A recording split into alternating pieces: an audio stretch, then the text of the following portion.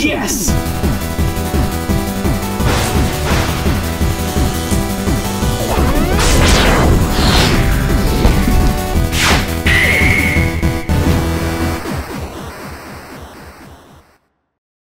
Hey everyone, and welcome back to another episode of The Completionist and the finale of Disappointing Games Month.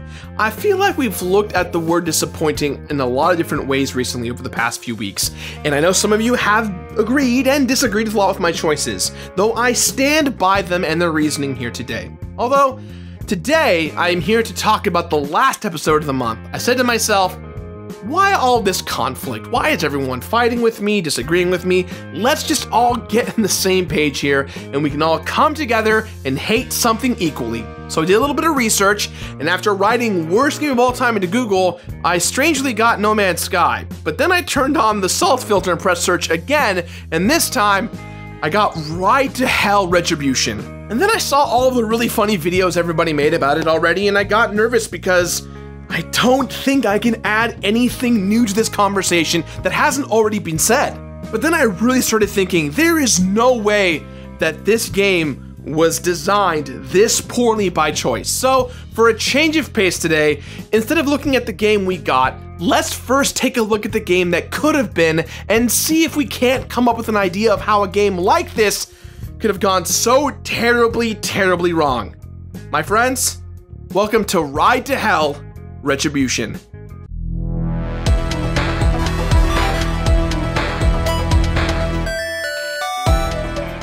In 2008, a developer called Untitled, known mainly for their constantly solid, if not completely revolutionary work on the NASCAR franchise, was taking interviews about a new game they were making with a very ambitious vision. They were tired of boring old periodic piece video games consistently being set in World War II, which at the time was actually still happening back then if you can believe it. They dreamt of a rural post-Vietnam 1960s California that you, the player, would be returning to after being a prisoner of war and finding the culture to be much different than when you had left. You'd join a biker gang called the Devil's Hand as a sort of surrogate family, and you'd work your way up from lowly prospect to respected gang leader, and with you, a soundtrack of over 300 licensed songs, all original recordings by the original artists of the 1960s. And as a member of the gang, you'd always be fighting with honor in accordance with traditional biker codes. And you drive around not only in a bike so customizable that it could literally be your signature, but also everything from tricycles to trucks to giant mining vehicles. And these various vehicles would be just lying around in the open world for you to control and explore. You could explore this wide open world that was made from satellite data to reflect all of the many beautiful different environments that California has to offer. It sounded like a different flavor of Grand Theft Auto, with an emphasis on dropping you into an era never before depicted in a video game, and it would have provided you with a finely tuned gameplay experience worthy of a 7th generation console game. Now, I absolutely love the TV show Sons of Anarchy, which came out the same year, and it was the same sort of romantic look at the unique and surprisingly noble subculture of American biker gangs that got me really excited about this game when I first heard about it while I was studying in college. It had a lot of promise, and I still don't think there's been a biker game to come out that could match the 2008 vision of what Ride to Hell could have been. But this game was abruptly and mysteriously canceled just a year later. And if you were having trouble recognizing the game I was just talking about, it's because Ride to Hell Retribution was made and published by Deep Silver. It was put out with the same name 4 years later. I can only describe the game as, well, you know what? Let's let Uncle Mac describe it here himself. Ain't you? Give him some time. Ugh, something crazy happened here, and for the finale of Disappointing Games Month, I, the Completionist, am going to play through the entire fucking game.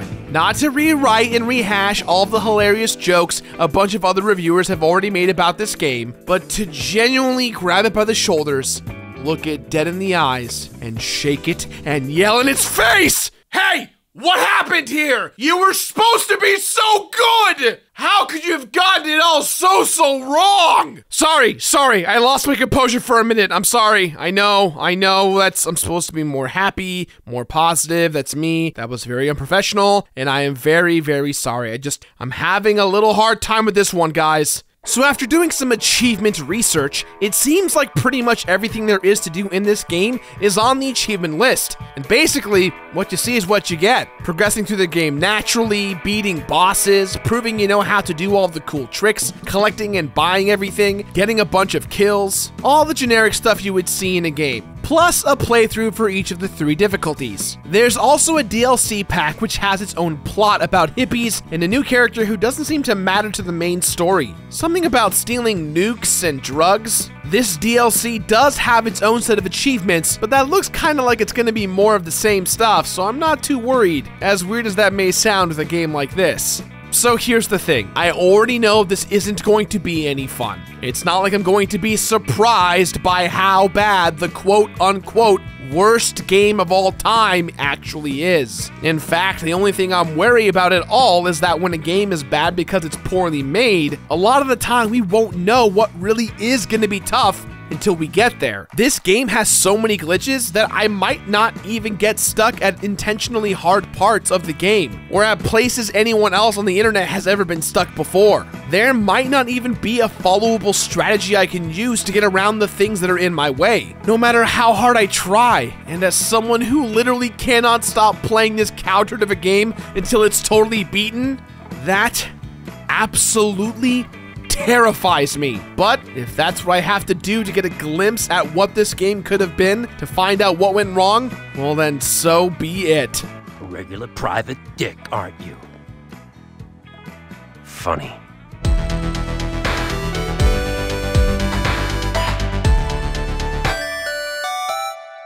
So, in the version of Ride to Hell Retribution that we got, some aspects of the plot still match up. It's still the 1960s, and your character Jake did just get back from the Vietnam War. But in this version, your family was already bikers from a gang called Retribution, though it's really just your Uncle Mac and your little brother Mikey. And the Devil's Hand have been transformed into a dangerous rival gang that apparently makes it pretty dangerous to go out at night by yourself. Mikey wants to go to a concert with his college tutor, Ellie, who he has a crush on or something, but Mac won't let him, so he steals a bike and takes off on his own. And it's up to you to chase him down. You have a tender big brother moment on the curb outside a diner, but while you're inside grabbing a burger to then take and eat outside for some weird reason, Mikey has a run-in with some Devil's Hands guys who chase you all the way back home. Next thing you know, Mikey's at knife point and they're grilling him about where he got his jacket. Turns out it was your dad's from his old gang Retribution. And when they find out, they slit Mikey's throat, shoot you, and leave you for dead. When you wake up, it's pure Kill Bill, and you gotta kill your way to the top to get revenge. Well, all of that without the good dialogue, or the awesome action set pieces, or the interesting plot, or the well-fleshed-out characters, or any women who aren't just sex objects, or the hours of filler motorcycle driving, or the weird giant mouths and hands everyone has, or sleeping with strangers with their clothes on, but I digress. This goes on for a while. A couple of good guys die, a couple of bad guys die, and there's a couple of weirdly forced Luke, I am your father type twists in the last act of the game to make it seem like anything ever mattered in the first place. Don't get me wrong, the twists suck, but I'm not going to spoil them anyway because the way I see it, if you actually paid the money to play this game, there should at least be something waiting for you at the end.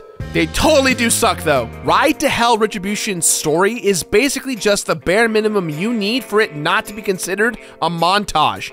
Nobody grows or changes or faces anything that might affect their lives. And except for that 2-second scene at the beginning where Jake screams "No!" after they slice Mikey's throat, I never felt once for these characters. Actually, scratch that. It sounds more like he just realized he had a mustard stain on his shirt off screen than his own brother being killed. The game is literally all about Jake riding from one area to the next, getting a piece of information, fighting a bunch of people, being sexist towards and having sex with strange one-dimensional women with no connection to the plot, and then starting over and doing it again. Okay, so it's not a super long game to begin with, but with how quickly this loop begins to feel repetitive, I could have done with a game that was about half the length, because maybe then it wouldn't have been so goddamn fucking boring. Not to mention that every last line of the game makes it sound like the voice actors all found a bag of their dad's weed, and that they're not talking at quite the normal volume in case their mom walks in and listens to them misbehaving from the next room. Like, seriously, this was the choice you made for Dr. Blotter. It's like half-speed Tommy Chong, if Tommy Chong wasn't already half-speed Tommy Chong. But seriously, look at this shit. Now, look here. I got a delivery to make, but I can't give up my spot here, you know? It's my spot. And this right here is how every cutscene in the game goes. Doesn't matter if it's a dude who's trying to kill you, or if it's a woman trying to have sex with you, or Jake meeting someone for the first time, it's all the same slow, boring cadence. Honestly, and I know it sounds kinda racist, but my favorite character in the game was Meat Hook, because at least he had something passing for an Irish accent to break up all the dudes who sounded the exact same. Or was it Scottish? South African? Actually, hold on, what the fuck accent is this? Play the clip? Are you all deaf? Who? I still have no idea. Actually, I don't care. I don't care anymore. But you know what? If the voice acting was the only problem, this might not have been such a big deal. But it's not just the voice acting. It's literally every single technical aspect of the game that has some sort of impossible to ignore problem. The character models are stiff and under-detailed. They use the exact same NPC models for multiple characters, and not just background characters, characters with lines that are important to the plot. The animation is buggy and unnatural. The textures take an extra 10 to 30 seconds to load in full res after the scene begins, and the sound design in this game is absolute bonkers. For starters, the vocal tracks themselves sound like they were recorded on the headset that came packed in my PS4. Prepare yourself. I want. And they have a bizarre echo that never matches the environment you're in. But that would probably be harder to notice if what little sound effects there weren't almost inaudible. Or if the incredibly generic and not very 60s sounding music didn't constantly fade in and out whenever you got hurt. Or sometimes just cut out completely for no reason. I mean, seriously, what the hell happened here? Didn't they say they licensed over 300 original 60s songs? Like, is it possible that when the game first got canceled, they lost all of the rights and then just left a bunch of blank spots in the audio? There's not even a song that plays over the credits, seriously. For someone like me, who loves a good soundtrack almost as much as he loves good gameplay, those licensed songs could have been what drew me in for this game. And now, they're gone. I just feel so depressed. And that's the same with the art too. The look of the menus and general design of the game world kind of made me think that concept art for this game was probably pretty good. And when I looked it up, it turned out it was actually done by Massive Black, who's also done work for a bunch of hugely successful blockbuster movies and games. And it all looked great, kind of like the pre-alpha footage we saw in 2008. But then, somewhere along the line, it seems like they had to either do something cheaper or with a less experienced team. And what we were left with was something that looks like it was Brutal Legend released on the N64. Except all the characters love having sex with their clothes on.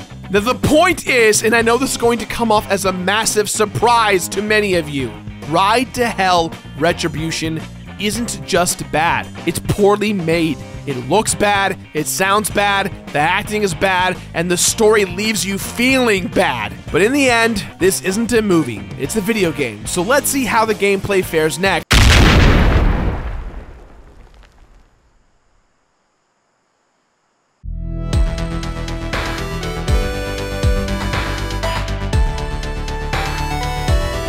As we've already made perfectly clear, nothing about this game works right, but here's how it's supposed to go. Ride to Hell is all about riding around from place to place on your bike, and then stopping, wiping out a group of guys, getting a little bit of story, and then moving on. Not exactly the most exciting plan ever, but this alone does not a sin make. The problem is that, again, everything about the gameplay that should be enjoyable just isn't. For example, the motorcycle controls. They're terrible to the point that sometimes you're just kind of driving on your bike sideways. You also have to fight a bunch of dudes on your bike, which could have been awesome, but the way they do it is with the dudes either speeding up and slowing down to sort of matching up next to you, and then having you do a quick time sequence of button presses to fight them. Other times, you will have a gun on the bike.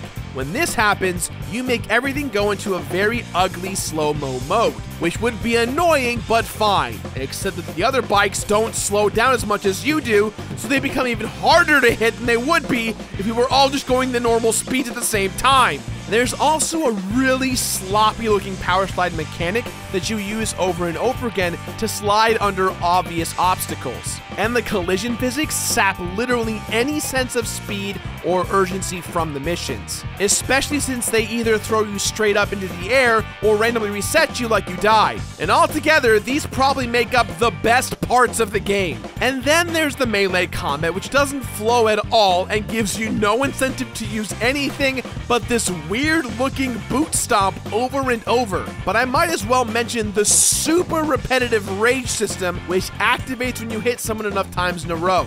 Now, I never really used any of these, save for a few specific times when I was required to in the game, because it's literally always better to just pull out a gun and shoot everyone. Still, it's worth mentioning that Jake's boot did get a little attention from Ted's top 5 boots in gaming. Roll the clip. Welcome to my top 5 boots in gaming. Number 5.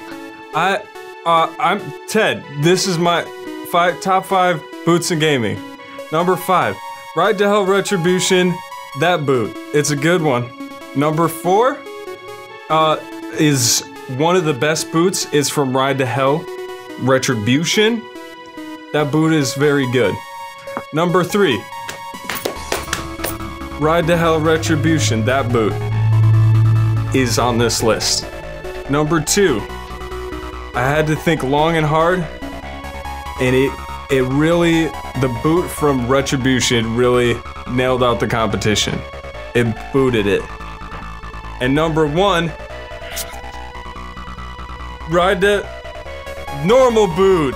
Normal boots, that's right. That boot is the almighty boot of all time. Thanks for watching.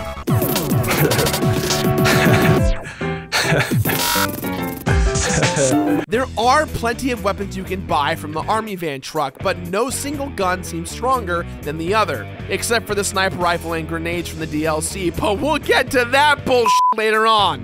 Right now, I want to talk about how dudes take like 10 shots to the body to go down unless you shoot them once in the head, or the annoying bullet sponge Jason Voorhees dudes, who you can't even headshot and they take like 30 shots to kill. Or what about the times when Jake's big dumb head randomly covers the screen when you're trying to aim down the sights? Or how about the wonderful cover system where you can still get shot because bullets pass through most objects, and when you blind fire from behind cover only to watch the bullets not be able to clear whatever it is you're taking cover behind?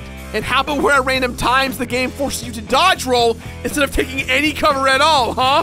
Oh, and don't you even try to compensate by standing behind the object without going into cover mode, because the game's like, oops, nope, now you can't aim at all. Sorry, get fucked, kid. But this usually doesn't even matter either, because the enemies are dumb as rocks. Just shoot all the gun guys and watch as the melee guys literally line up in a row to get headshotted. Literally, the only time these guys ever surprised me was when I didn't realize they were wearing a cowboy hat, because then it takes 2 shots to kill them, and sometimes that'd be enough for them to go in and actually make me fight them. Now, I just want to know who made those cowboy hats. Was it the dude from John Wick? I'm gonna go with no, because of this game. And then there's the glitches. Holy shit, were there a lot of glitches.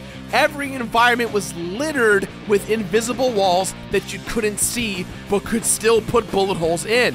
Jake and enemies would both regularly forget that they were humans and lose control of their limbs, and in a few chases, if you didn't kill the boss exactly how the game wanted you to, the game would glitch out and I would have to reset it because it wouldn't trigger the next cutscene. There was a bunch of resetting going on in this game, but the most bullshit part ever to be had was the elevator with the goddamn pressure switch. You're supposed to stand on the switch and defend it from a bunch of bad guys while it calls down an elevator, but for whatever fucking reason, sometimes it wouldn't respond to me standing on the switch and not come down. And once you finally do get to come down and Jake gets on it, the enemies below can still bring it back down by stepping on the fucking switch. And the turret they give to make it a little bit easier on you can't even aim at them anymore once it's halfway up. You are literally at the mercy of the AI, and there's nothing you can do to stop it. But in the end, I beat it. I beat the whole goddamn game, and then I turned around and I did it 3 more times. And let me tell you, if you're watching this and you're thinking, hey, maybe I'll try this game out, don't even for a joke. It's bad, it's bad, it's bad, it's bad, it's bad, it's bad, it's bad. When I think of Sons of Anarchy and The Lost and the Damned and that wonderful and exciting interview from 2008, I turn on my PS4, I go to my home menu with my Final Fantasy VII theme, and just listen to Aerith's theme wash over me while I wonder why I have this job at all. I should have just done the Order 1886. I know that it was like 20 minutes long, but at least it worked, it looked awesome, and it was fun. Can't always win them, boys. Can't always win them.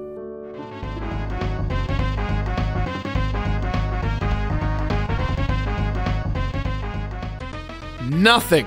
You get just nothing? Every achievement, every difficulty mode, every last collectible, and crappy autoplay motorcycle challenge, and I literally get nothing but gamer score? Not even an alternate title screen or some secret unlockable music to play during the credits? I don't.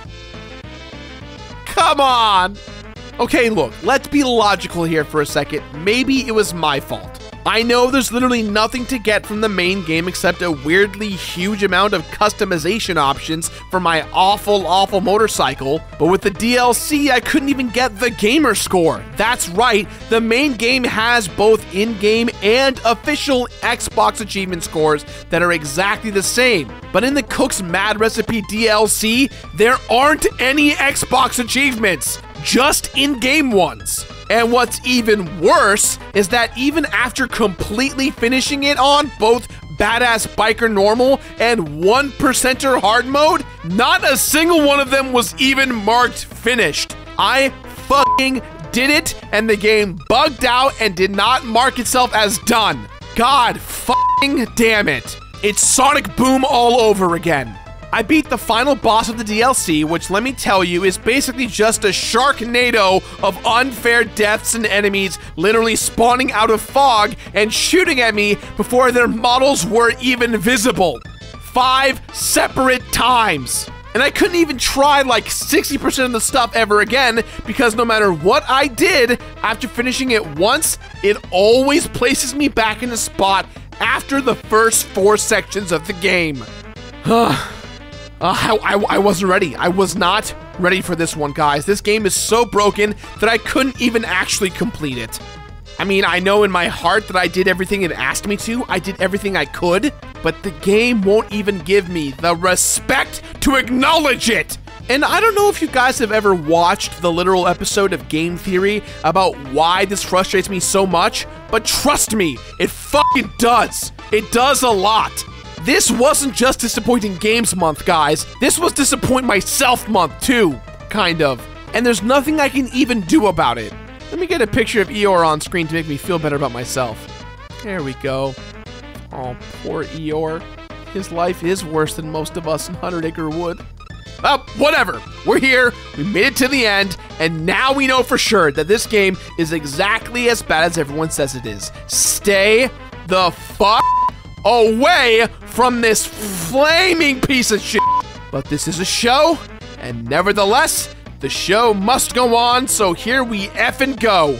In my completionist playthrough of Ride to Hell Retribution, there were 41 missions, 34 motorcycle parts collected, 13 motorcycle paints, 104 collectible playing cards. That's about 102 too many. 8 separate drug deals with their own separate drugs. 4 very strange clothes-on sexy fantasies. 211 glitch-related checkpoint resets. One more time. 211 different moments in which the game froze on me or glitched during a checkpoint. 107 hours of total playtime. And 38 completable achievements, or maybe 38 uncompletable achievements. No matter who you are, no matter what you do, you can't actually complete the in-game achievements. You can do the Xbox Live or the PSN ones, but not the in-game achievements. You know, I try really hard to look at both sides of the coin when it comes to any games, good games, bad games, indie games, AAA games. It doesn't matter. I try and look at a game, give my honest look, feel, and opinion across the board.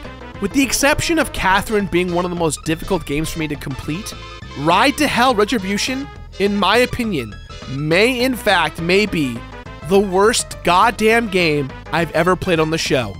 And yes, I have done a lot of bad games. So thanks for nothing, Ride to Hell Retribution. I hope you die in a fire. So what did we learn today, folks? Sometimes the masses can be right about a game totally sucking. Don't waste money on bad games. Absolutely nothing at all. Who the fuck knows? I just made a long ass video about it and you watched it. Did you learn anything? I don't know. I feel like I didn't learn anything about talking about it. But what we do know is that in the end, I was kind of right from the beginning. There is no way a game like this could have been made on purpose. So I found this blog post by this dude named Ian Fish. I think it's Fish. It might be Fitch. F-I-S-C-H. Who was working on another motorcycle game called Road Redemption. Now his main goal was to show people that just because his game was also about bikers, that it didn't mean it would have any of the problems Ride to Hell does. But he also went on to explain that what probably killed the game was the company's unwillingness to make good developmental decisions while simultaneously keeping everyone employed. A bunch of people were all probably working on totally different parts of the game at the same time, and it created a risky situation where when it came time to publish the game, no single part was far along enough to be at a finished, polished state. So cohesively, we had a big fucking mess here. It's kind of sad when you think about it, especially when looking at the amazing game that it could have been. And it sucks that the team that made this probably could have done a much better job in a very different environment. But that's neither here nor there, because we always gotta review the game we got, not the game we wanted. And this game, unfortunately, just totally sucked. Disappointing doesn't even describe the word I'm thinking of when I think of Ride to Hell Retribution. So, with that in mind, guys, I give this game my completionist rating of donate it.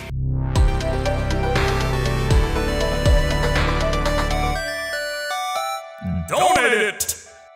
That's all the time we have for today, guys, so please, as always, let me know about today's episode somewhere on the internet. If you want to keep up to date on everything about the show, you can follow us on Facebook, facebook.com/thecompletionist. You can follow me on Twitter, twitter.com/jkcompletesit.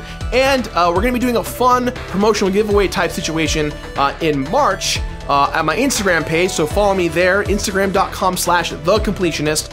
More details to come in the following weeks, but if you want to get into that, go ahead and like the Instagram as well. Now, if you excuse me, let's try and decide if these are fingers or dicks. I have no idea. It's very, very confusing. You be the judge. I have no idea. Just as an example, gentlemen, this little piggy didn't pay. This little piggy made roast beef. Shit gave me food poisoning. And this little fucking piggy worked at Buckaroo's and got one of my men killed.